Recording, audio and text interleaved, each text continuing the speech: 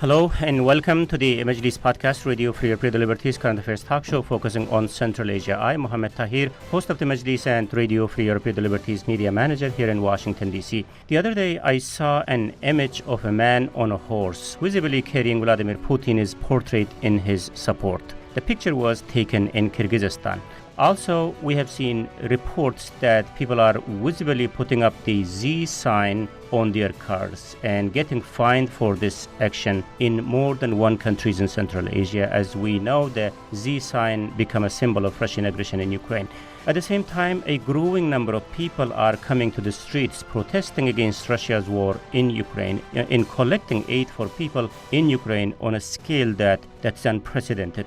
As Russia continues the aggression, the divide among people is emerging in numerous forms and shapes in the day-to-day life of Central Asians, and their reliance on Russian media is not helping. In this episode of the Majlis podcast, we are here to weigh in to how Russia's war in Ukraine is causing rifts within societies, in some cases within families in Central Asia, and its possible implications going forward. To discuss all these, I'm joined by Dr. Asal Davlatkaldieva, senior lecturer at the OC Academy in Bishkek, Kyrgyzstan, Dr. Asal Tutumlu, lecturer at the Department of International Relations in Political Science at the Near East University in Nicosia. Dr. Tutumlu is originally from Kazakhstan. Khiromon Bekoyeva, a senior journalist at Radio Free Europe, Radio Liberties Tajik service, locally known as Radio Azadi, and Bruce Pannier, a long-time Central Asia analyst who is joining us from Prague today. Thank you, colleagues, for joining us on this very important conversation. So it is our third episode on the impact of Russia's war in Ukraine on Central Asia. Just to recap, in the previous shows, we discussed the political economic impact of the war to the region, the way in which it is going to affect Central Asia's migrant workers in Russia, whose income is a really lifeline for millions of people in our region. We also discussed how Central Asia is reacting to this, with growing number of protests against the war, and aids being collected for Ukraine, and authorities trying to strike a balance on how to navigate the public reaction and their dependency on Russia. So our topic today is another crucial element in this conversation and was brought up by Asal Davlatkaldieva last week in our show. So why not you kick off the conversation, Asal?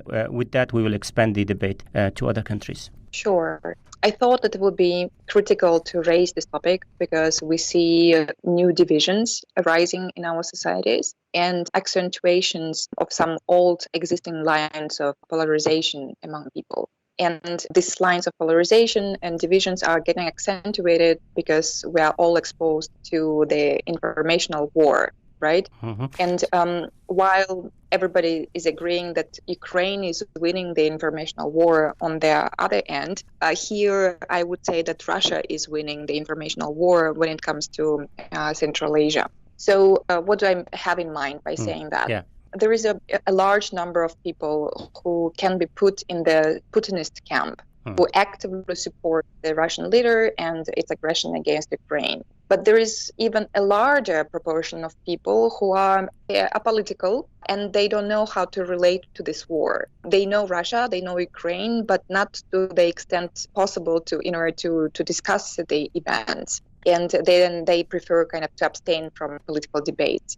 And there is a minority in societies who have negative views of the war, and they show it either through protesting or donating to Ukraine or debating in social media, signing petitions, and so on and so forth.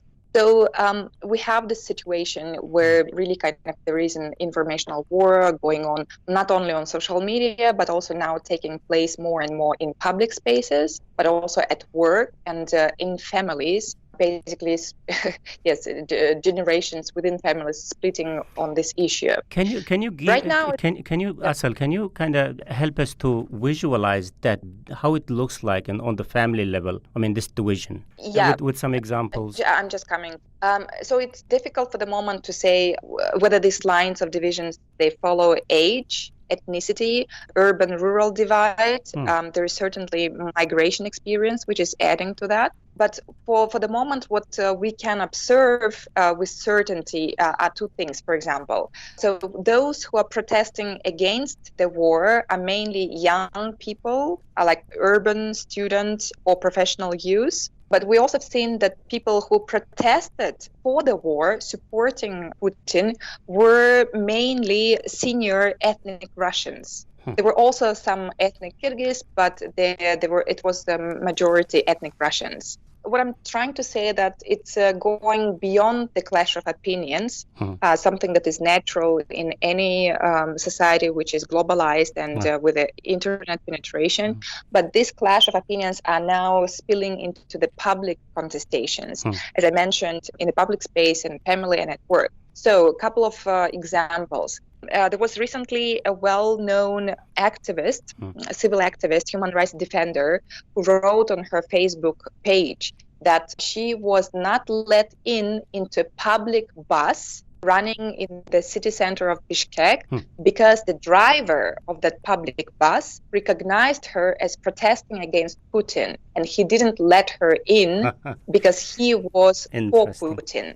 If it was a private taxi, okay, understandable, but it's the public transportation and it's a public space. And but we see already how this kind of personal perceptions, individual opinions are influencing who gets into the public space and who doesn't.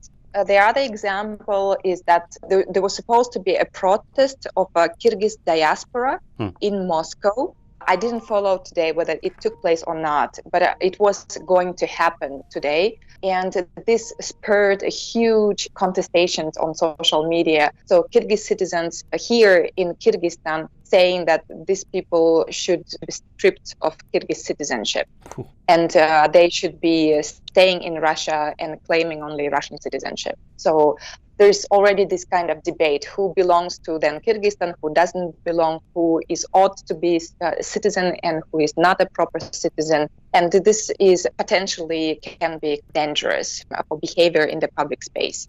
Wow, that's very, very striking. You know, this division, as you were talking about, Asel, it is obviously affecting and obviously is seen on so many levels in so many ways. One is obviously, as you were talking about, the informational war. The other thing is, even more important element is ways in which this division is translating into action. Firoman, earlier we were talking about this and you had a long reporting on something related to this. So describe us, please, how people are discussing this issue in your country, Tajikistan. Regarding the Tajik situation, I could not say the same.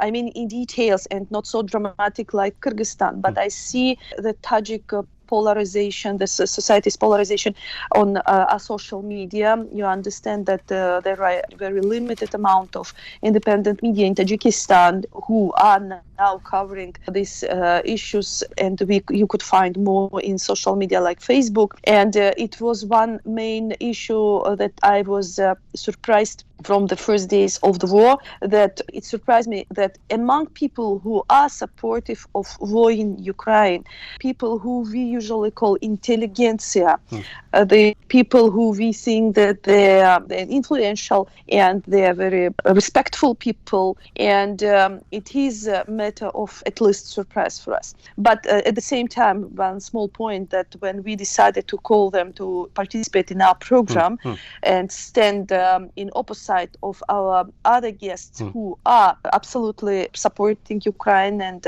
condemn the war, they were not able to do so. So my mathematics is very primitive. 3 people who were supportive of war in Tajikistan couldn't come to our program and join us and openly say their position on behalf of young lady, a filmmaker, who was openly first discussing and then arguing and then was annoyed with all this rhetoric. So we have the same situation with Tajikistan. There are a lot of people who are supportive, but at the same time you could find a lot of people who are absolutely opposite, and they like this lady, her name is Anissa Sobri, she is very well-known filmmaker. She says that one of her big concerns is that after Ukraine or maybe other regions, next could be Central Asia, and why our people don't think about it.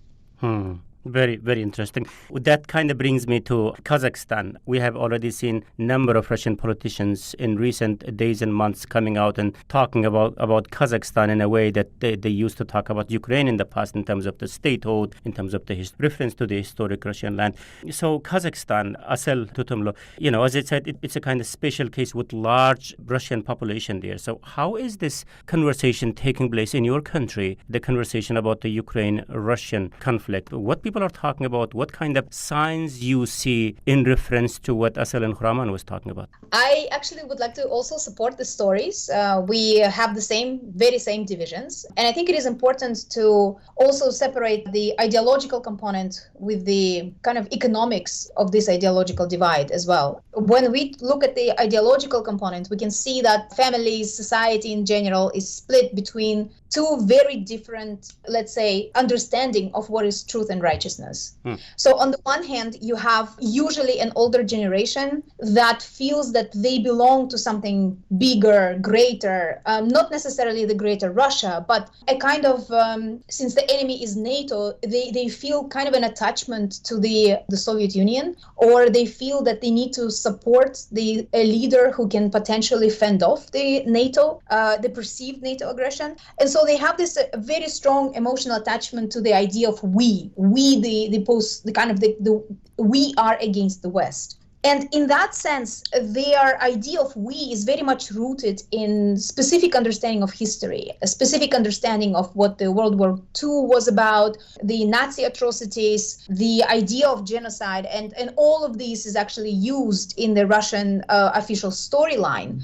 All these kind of code words and language is given to them to create a very comprehensive picture. And on the other hand, you have people who refuse to think like this, to belong to this idea of we. They are usually the protesters that we see on the streets, particularly protesting against the Russian aggression in Ukraine. They are young. They operate from this idea of it's my life, I think. They have usually liberal values, which celebrate idea of individual autonomy, the idea of reason, the idea of freedom. And for them, it's a war against their future. It's no longer rooted in the past. It's the conflict that potentially can undermine not only the present, and we have seen the economic impact, but also on their future as people who are capable of creating, participating actively the life that they would like to establish. And I think in that sense, these are these very radical conceptual frames that are rooted deeply in the way we understand ourselves too. Yeah, but also, Asel, in Kazakhstan's case, as I mentioned earlier, the way people talk about this, yes, there's an economic factor into that, but also there's an ethnic factor when it comes to Kazakhstan. There's a large-sized population of ethnic Russians in Kazakhstan. And then also Kazakhstan is a big country. You have this countryside dimension and the city-side dimension. They also might differ from each other, the way they interpret this. Cannot really also generalize the Russian population in Kazakhstan as a kind of a fifth column that can potentially support Putin's aggression. There is a lot of variation within that particular community. And so that's why what I can say is that in my understanding, the divide is not really about along the ethnic lines, but along the generational lines. And I think that particular division is much stronger than the ethnic division. We have seen also in the protests against Ukraine, and I totally second Asel's impression, that most of the participants that came to the protest, not most, but many of them were ethnic Russians who basically carried the slogan saying, Vladimir Vladimirovich, we don't need to be saved. So this is an understanding that we all want to live in countries and to have the lives not necessarily determined by someone else, but have the freedom to determine the lives that we would like to construct. And I think that lens is much more productive than assuming that ethnic divisions potentially can lead to certain political allegiances. Okay, we will get to some of the points that you have been raising. Bruce, I guess Turkmenistan is again out of the picture in this conversation because of the nature of the country and as we know it. How is Uzbekistan factors in? Last week we were talking about this. On one hand, you see some intellectuals talking about this and taking stance on Ukraine's side, even as far as going to the Ukrainian embassy and having meeting with the ambassador. And on the other hand, authorities are taking a tougher stance, even trying to dictate how the local media covers or calls this crisis. How do you see the discussion from this perspective in these two countries? Turkmenistan, there is no discussion. I think you said it well, that it doesn't even make the news. Let's face it, it's not even on state media. So there might be people in Ukraine who have only the vaguest idea that there's some problem going on at the moment. Uzbekistan's a little different. If for no other reason, there's so many migrant laborers that are calling home all the time that they must have one. Unfortunately, it's impossible to do any good survey work in Uzbekistan on a topic like this, for sure. You're right. The authorities have told media to be real careful about what they say about this. They're trying to be neutral all the time. I mean, I know our Uzbek service has spoken to a couple of people who are willing to say that they were against Russia's invasion of Ukraine. But, it's really hard to judge how much that is the opinion of how many people in Uzbekistan at the moment, because the government really doesn't want to have to say anything about what's happening out there at all, or at least as little as possible. And so it's just tough to figure out what the public opinion is in the country. I would imagine what we've heard being the case in Kazakhstan, Kyrgyzstan, and Tajikistan is probably also the case in Uzbekistan. The one thing that I would mention that's probably worth considering anyway in this conversation is, we heard SLD in Bishkek had mentioned that there was migrant workers, that were coming, and they were one of the groups too. And migrant workers in Russia have their own individual experiences. We see most of the negative problems that have happened, but that would be a curious group to find out. Are the migrant laborers who've spent time there and had their opinions about Russia shaped from their time there, are they for this or are they against this? And again, unfortunately, it's hard to gauge, because media reports about migrant laborers in Russia are usually the tragedies and the bad things that happen. So you would think that they would be unhappy with Russia doing this, but it's hard to, like I said, just hard to gauge. Yeah. So, Muhammad, I'm sorry to cut you, but I actually have focus groups conducted with labor migrants on their attitude towards Russia. That was though prior to the war. Okay. So I don't know how their attitudes would change now with the war, but actually it was amazing that the majority of people that we interviewed during the focus groups, they had quite positive experiences in Russia. Of course, there are individual stories, individual complications and hardships, and sometimes tragedies. But in overall, migrants actually have experienced a very strong state and state support in Russia. So they mentioned welfare programs that they could access to medicine, they could send their children to free schooling and education, and that some even women would access their maternity capital, and all these things would extremely contrast with the Kyrgyz lack of welfare state. In compared to the Kyrgyz perceived weakness of the state, the migrants would cherish and admire how the Russian economy, the growth of the Russian economy, and the capacity of the Russian state. So actually, I think this migration experience and the identity shifts that are happening within the migrant communities probably also make up for the pro-Putin support, because they see Russia as a space that welcomes them. There is no restriction of movement. Kyrgyz migrants can go to Russia whenever they want. Some were metaphorically referring to this as going to a shop to buy bread. That much the movement is eased between Kyrgyzstan and Russia. And this plays really a lot in terms of identity transformations and also changing people's attitudes positively towards Russia as a country, opening its borders and allowing a lot of people to flexibly move between the borders. Yeah. So I would imagine this would be the people who would now support actually Putin. Interesting dynamic there. In fact, the cause is also important. When earlier we were talking about this, the divisions the war is leading to among the societies in Central Asia. The other day, I was also talking to a Turkmen citizen who currently live in Turkey. I can't believe how difficult the discussion was. Even though the guy is in Turkey and has access to many information channels, it appeared that when it comes to this crisis, Russian media seemed to be his only source of information. I couldn't believe his version of the story. So I ended up getting lectured instead that I should open my own eyes when it comes to what's happening in Ukraine. So we couldn't even agree on basic facts on the ground. So I said, okay, my conclusion was that no more political talk with this person anymore, especially on Ukraine. So I know the guy is smart, but the way this thing is interpreted through Russian channel is also so polarizing. And so what is causing all this in the societies you monitor? How challenging can it get? Like the type of examples earlier, Asal, you were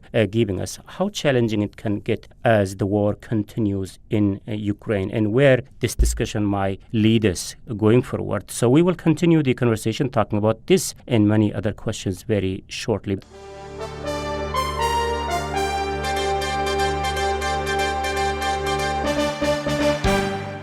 First, let me recap the debate that today on the Majlis podcast. I'm joined by Dr. Asal Dawlat Kaldiba, Senior Lecturer at the OC Academy in Bishkek in Kyrgyzstan, Dr. Asal Tutumlu, Lecturer at the Department of International Relations and Political Science at the Near East University in Nicosia, Khiromon Bakoyeva, Senior Journalist at Radio Free Europe Liberties Tajik Service, and Bruce Pannier, a longtime Central Asia analyst. I am Muhammad Tahir, host of the Majlis and Radio Free Europe Liberties Media Manager here in Washington, D.C., and we are discussing the impact of Russia's war on Ukraine, on Central Asia. So the cause, the type of examples earlier we heard from all of you, what is causing this? Obviously, in the example that I gave earlier was the Russian media being the source of information for this particular person, shaping up his opinion about Ukraine. So in your societies, the societies that you monitor, what is causing this sort of kind of divisions in opinion?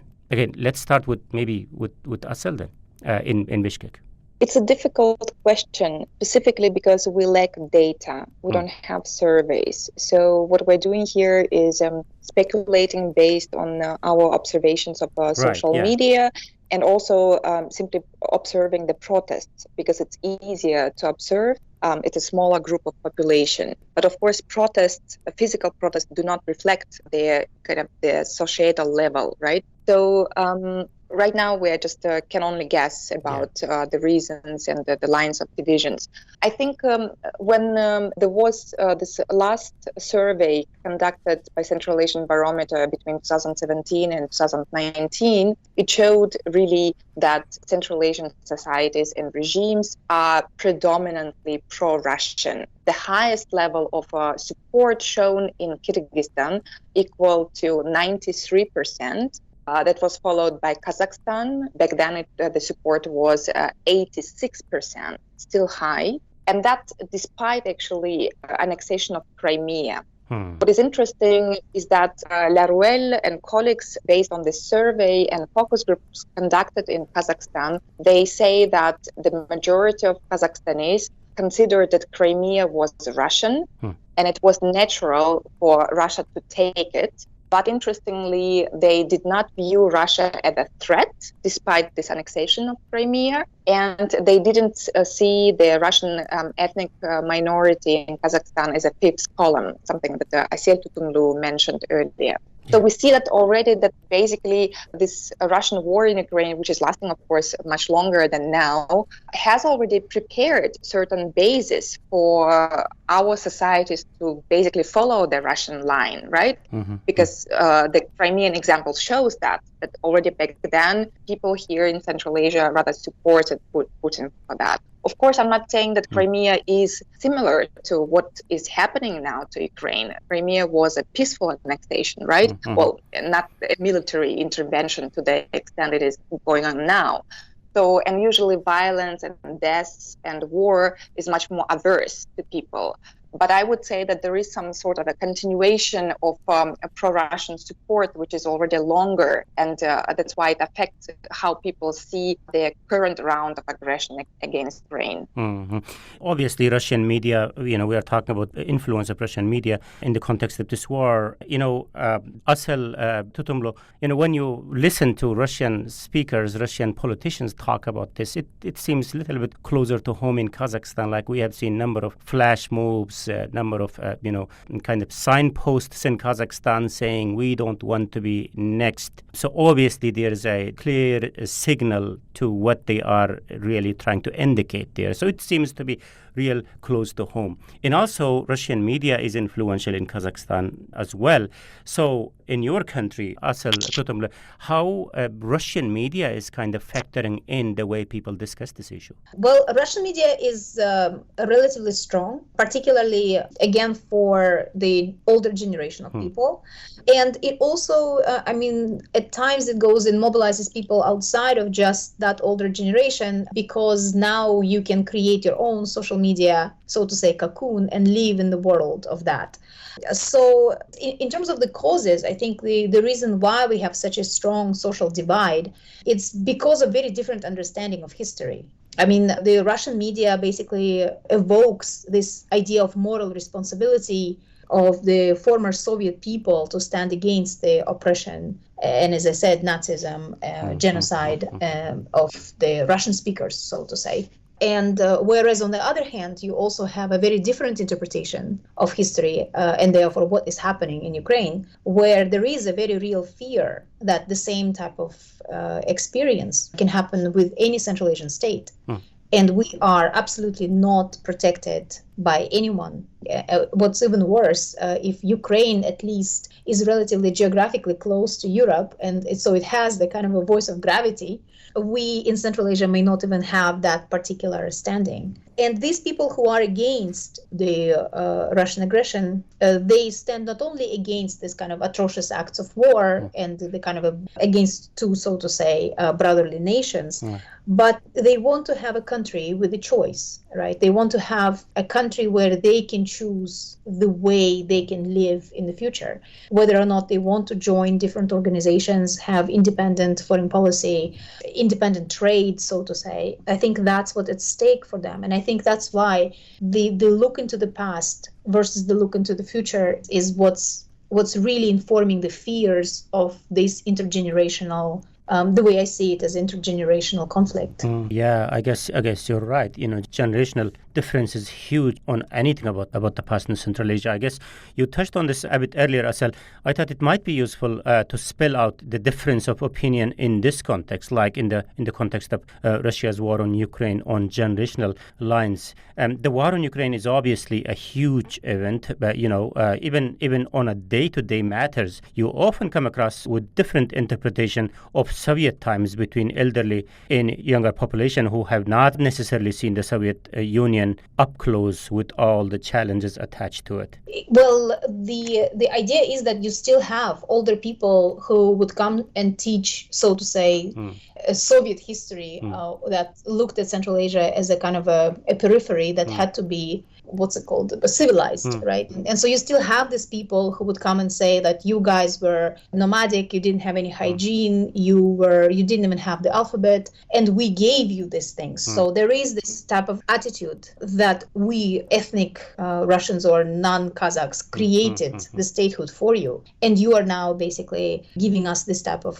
spiel where you're not grateful for all the goodness that we have brought. And on the other hand, you have these people who have a very different interpretation of history, who associate Soviet Union with repressions, famine, and all kinds of violence, not only physical violence, but also against identity, culture, language, and so on. So in that sense, the rift that we see with Ukraine, I think, goes much deeper and on many different levels, because we are coming from very different, so to say, and frequently incompatible paradigms, if we can use that language. I find myself in a really hot seat here. It's such an important conversation, but it's also a huge challenge to discuss this without access to specific data in this or the other way. I mean, we are just kind of trying to read tea leaves based on the anecdotal examples that we see here and there on social media, or people talk, or the accidents. As earlier, Asel was talking about in Bishkek, the accident with the driver not letting a passenger come on board because of their clashing views on what Russia is doing in Ukraine. And also, on the same note, maybe Hiroman and Bruce, anyone, please jump in. One is obviously the influence of Russian media in terms of shaping up the people's opinion about certain thing or certain direction. But the other thing is the national media, I guess, is in part to blame here because of their inability to call what it is. Maybe, Hiroman, let's start with you. How the national media has been treating this? As I told before, there are not a lot independent media in Tajikistan, but I could share my personal view when I observe the discussions of this war between journalist community in Tajikistan or some editor-in-chiefs. And from one point of view, I'm really glad that there are people with open-minded people who maybe have some roots in Russia or even in Ukraine, and doesn't matter for me, it's personal, it doesn't matter. For me, it's really important their personal position and also their professional position toward this situation and how to cover it. For example, we have a very leading paper, Asia Plus, and I see that how they are covering it from my point of view in a very professional way. They call the war, and they call the aggression as aggression, and they don't use the synonyms or the some Russian censorship rules to say what they want. And regarding the media, I wanted to say it earlier that yes, it is the main factor of the brainwashing of our people in our regions, because the role of Russian media traditionally is dominant in our territories, and it has a long tradition of Soviet times. Then it comes during the independence. So the role of media, I think, is key in constructing of this mentality. I could use maybe this word as they could blind people, and they make people to go under their direction of thinking. And what this is for me is very dramatic. Interesting. And especially, especially when in a situation where in Tajikistan the internet is restricted and very expensive. The people really have very small part of people have access to free internet and free media. Yeah, no surprise, right? On one hand, the influence of Russian media, where according to them, Russia is doing all this to save Ukrainians from what the Russian authorities call gang of drug addicts, as Putin calls it, and then they ban any reference to why Russia is there actually and what it is doing. And then they bombard Central Asians as well as Russians with this type of information, and local authorities there in our region do nothing to provide a space for any open dialogue. Contrary, in some cases, they restrict all the discussions about it in the same way like Russia tries to do. In that case, what the majority of people left with is the Russian version, and opinions are shaped through that lens. So what else you expect, It's really sad.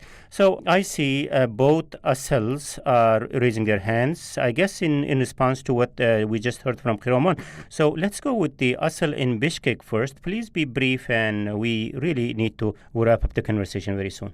Okay.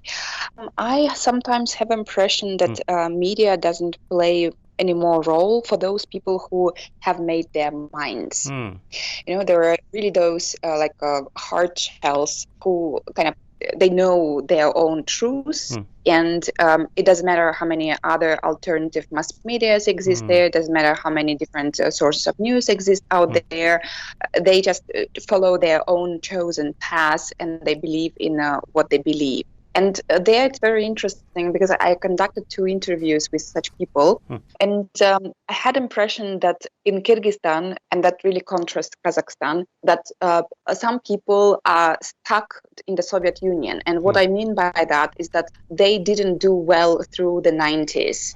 The 90s and the following independence were painful for them. They lost their status, they lost their stability, their employment, their whatever, right? The capital status, the cultural capital, and so on and so forth. Right. And for them, independence didn't bring anything good. Whereas in Kazakhstan, I think people cherish independence because a lot of people benefited from independence, from the oil-based economy. There was a distribution of benefits, nevertheless, under the Nazarbayev. So a lot of people, I think, cherish independence for that purpose, and they would be against any scenario of annexation of Kazakhstan. Whereas for Kyrgyzstan, these ideas, even politicians have been flirting with ideas of a confederation with Russia. That was officially, for example, the Felix Kulov, who was together with Bakiev in tandem in 2005, 2006, he suggested officially that we run a referendum to confederate with Russia. And these ideas have been there in 90s and 2000, and a lot of people in Kyrgyzstan believe that they would be better off within the Russian Federation. So there are here also very different dynamics. And I think this is valid independently what kind of media they consume. Interesting. And, Kyrgyzstan as a society is a dynamic country. And I guess Kyrgyzstan was the first place where we started seeing some sort of people coming out to the streets and protesting, which could be called in favor of Ukraine. Yeah, so it's a very interesting dynamic there. Yeah, Asel. I just need to jump in and agree with the fact that it's very difficult to actually change people's minds if they made it up. It's almost like, since you're in DC, it's almost like talking to people somewhere in Midwest of the United States, the Trump supporters, who are just invincible. It's very difficult to get to them. And so we noticed a very similar situation there. But I also am very grateful for you raising the question of national media. Is it to blame? And I think in that sense, we need to also bring back this issue of authoritarian context where that media operates, because our media is very cautious and very kind of reactive. It's on such a leash that it has to look behind and see if the government is going to approve it or not. So they cannot really say a lot of things. And as a result of that, we no longer have the public intellectuals who may actually lead and shape public opinion. In that sense, it is a very big loss. And we have seen very similar type of gap that existed in January events, where the protest was largely leaderless. And I think this particular problem continues in many different facets, including the mass media as well. Yeah. On the local media, as we were talking about this earlier last week, journalists in Uzbekistan was getting into trouble for calling it what it is. So it's a very, very interesting dynamic in kind of different aspects of this in Central Asia. Bruce, leading the conversation towards the conclusion here, what I was thinking about is, yes, the polarization. I mean, again, we don't have exact facts and figures, what group of people we are talking about here, but there is a division that's very clear in support and against the war in Central Asia. I mean, what I'm talking about is, especially in the context of the examples that we heard earlier from Asel in Bishkek, I mean, how challenging can it get going forward? The first thing I would point out is that I'm sure there's a polarization in society, all over in societies in all countries of the world. I mean, anytime you have a war or something, you're going to have people who are on for, against, whatever, that exist in all these in the same countries. So that's something is natural. Unfortunately, or I don't know, or just natural. There's no getting around it. The problem to feed into what you were talking about just a minute ago about local media and stuff. The problem is that there's not a big discussion going on in local media about this, because the governments, as we heard, don't want this to be brought up. Like, it's a shame that they report on evacuation flights for their citizens, but I don't see the natural follow-up reports, which would be interview these people who were just taken out of there and from Ukraine and usually had to flee to Poland, and ask them about their experiences. I'm sure there's probably some out there, but I don't remember seeing any of those from local media, and that would be natural in Western countries anyway. You were just there. What did you see? What was going on? But I don't even see that, because it's that sensitive of a question. So unfortunately, what you're left with, if local media is not going to allow their own local intellectuals and politicians to really debate this in public, then you're stuck with things like Russian media, right? And while people might understand that you can't trust everything that you hear from Russian media, which was something held over from the Soviet era, the option of whose media do you trust then, right? Because I've been out there a lot, and of course I was working for what was essentially a Western media organization, and people thought that everything I did and everything that Radio Free Europe did had an agenda behind it, right? So it was a question of whose media do you distrust the most, the Russian media or Western media at that point. Sadly, my personal experience was that people were willing to trust Russian media before they would trust certainly American media. So like I said, I feel sorry for the people. There's these divisions that are natural that are happening, but there's no local domestic stimulation of conversation or debate that would help them to form better opinions on what they want. So you're really left with shop talk and restaurant conversations and stuff, I suppose, because there's such a lack of of official information about what's going on, or like I said, any serious debate about it. Yeah, just a follow-up question to you, and also if Roman wants to add a word or two on that, welcome, Roman, also.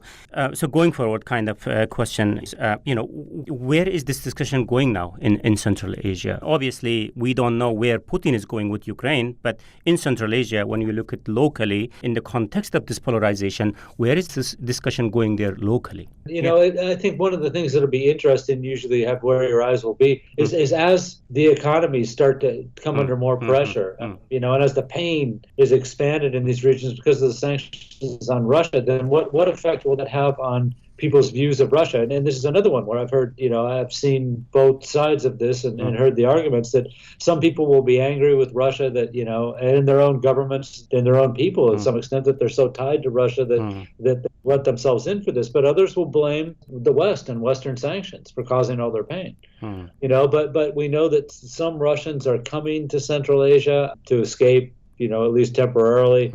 Being in Russia, their opinions when they speak with local people might help formulate greater public opinion, I suppose, as it goes on. And maybe people will just want to naturally will be more curious about what is the cause of all this stuff and look for their own information from other sources on the internet or something. And that will help them formulate even slightly different opinions than the ones we see now. Right. Roman, anything to add in that? I mean, as a journalist, where you will be looking at in terms of where is this discussion going in your country or overall in Central Asia? Yes, it's really hard to say what would be after 2 or 3 days. But for now, I could say the one very important point that, for example, in Tajikistan, as I see in other countries of Central Asia, no any member of the Rahman government, not himself, neither is his parliament members, nor any politician, except one guy, openly shared their opinions regarding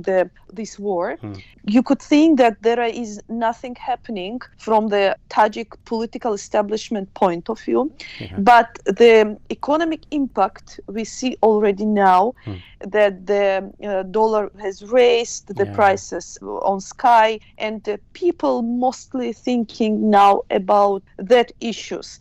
And this is something that could somehow make people think about this war, but it wouldn't be direct discussion of the war, but it would be discussion of their livelihood and everything that related to their lives. So the situation is like that, That's very interesting. I mean, I think Asal in Nicosia already left. So Asal in Bishkek, what I was wondering about, just your final thought here. Rahman brings up some interesting idea there. Like, now people are not fully seeing the true implications of the Russian war on Ukraine in terms of its effect to day-to-day life, bread and butter issues. Like it's soon economic sanctions, when it is going to squeeze Russian economy, it's going to have a direct impact on day-to-day life of people in Central Asia. Which I just wondered, I know we have to conclude the conversation. I just wondered whether that is going to, in this or the other way, influence people's thinking about the logic behind Russia's war on Ukraine. Yeah, that's a very good question. And of course, I'm just speculating here because it's such a dynamic situation and we don't know how people will, what's going to be their attitude tomorrow. The one way of thinking probably would be that, yes, Russian economy will go down. That's obvious and it's going to come soon. And some migrants are already laid off from work because all those companies like McDonald's, where migrants used to work, they are closed. So our societies and economies will feel the impact very soon. But I'm afraid that Central Asians might actually blame that situation not to the Russian leadership and what it's done in Ukraine, but to the West. So, and of course, they will probably follow the Russian propaganda in that regard, that basically it's the West who caused this havoc and the West to blame because it's the West who imposed the sanctions. And the migrants will suffer together with the Russian society, but will probably find ways how to, change jobs, employment, go to different sectors, might also diversify their migration routes. So kind of the socioeconomic grievances, I don't think that they automatically will transform into negative opinions towards Russia. that again brings us to the point where the importance of the open media, the need for this thing to be discussed openly in Central Asia, which lacks, obviously. So I guess we will, we will keep our eyes on this. But here we have to conclude the conversation. Thank you very much, Dr. Asal Dawlat Keldiba, Senior Lecturer at the OC Academy in Bishkek, Dr. Asal Tutumlo, Lecturer at the Department of International Relations and Political Science at the Near East University, Khiroman Bakoyeva, Senior Journalist at Radio Free Europe Liberties Tajik Service, and Bruce Pannier, a long-time Central Asia analyst. Thank you very much, colleagues, for joining us today. And this is from me, Muhammad Tahir, host of the Majlis, Radio Free Europe Liberties Current Affairs talk show focusing on Central Asia. Until next week, bye-bye.